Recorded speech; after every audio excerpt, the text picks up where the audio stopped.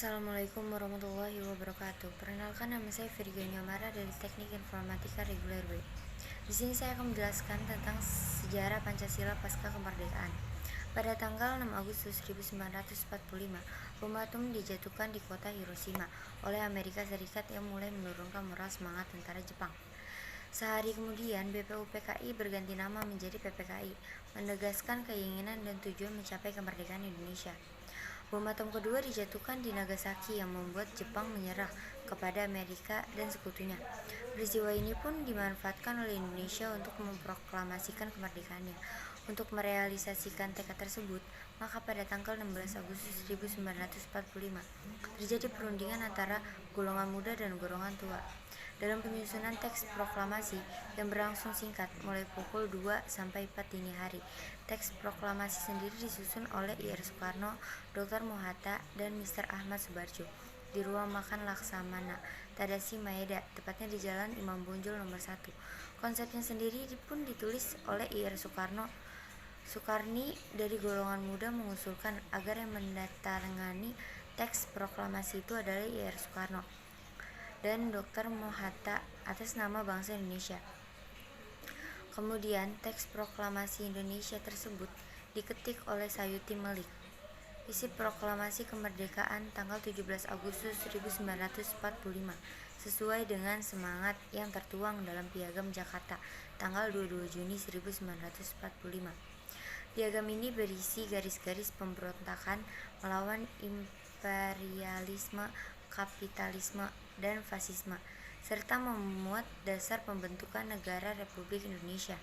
Piagam Jakarta yang lebih tua dari Piagam Perjanjian San Francisco 26 Juni 1945 dan Kapitulasi Tokyo 15 Agustus 1945.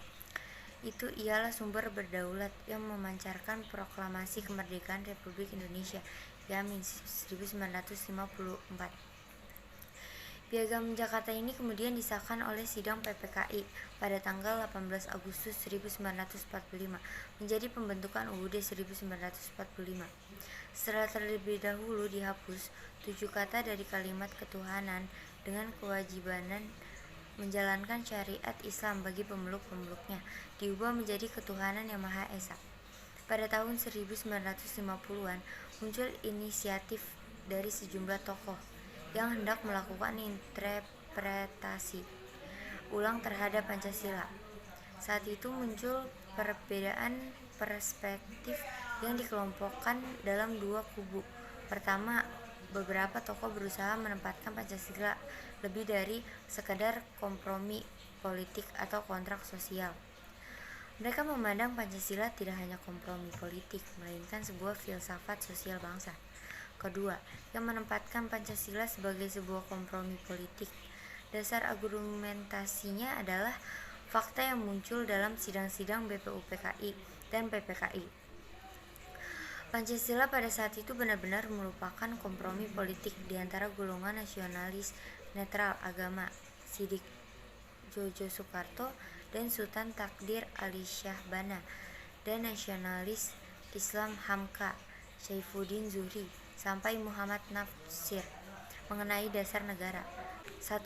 Pancasila era Orde Lama. Terdapat dua pandangan besar terhadap dasar negara yang berpengaruh terhadap munculnya dekret presiden Pancasila tersebut, yaitu mereka yang memenuhi anjuran presiden atau pemerintah untuk kembali ke Undang-Undang Dasar 1945 dengan Pancasila sebagaimana dirumuskan dalam Piagam Jakarta sebagai dasar negara, sedangkan pihak lainnya menyetujui kembali ke Undang-Undang Dasar 1945 tanpa cadangan.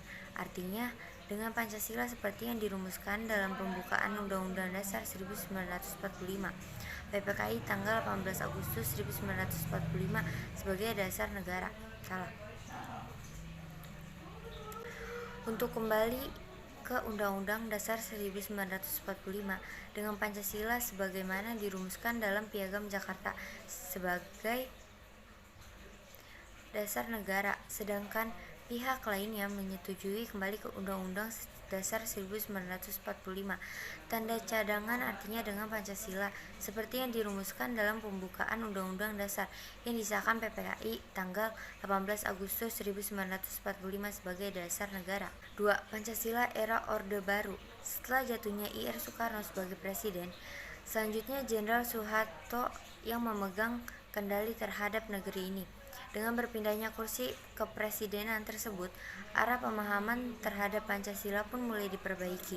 Salah satu kebijakan nasional yang sejalan dengan semangat melestarikan Pancasila di kalangan mahasiswa adalah Pasal 35 Undang-Undang Nomor 12 Tahun 2012 tentang pendidikan tinggi yang menyatakan bahwa kurikulum pendidikan tinggi wajib memuat mata kuliah agama, Pancasila, kewarganegaraan, dan bahasa Indonesia.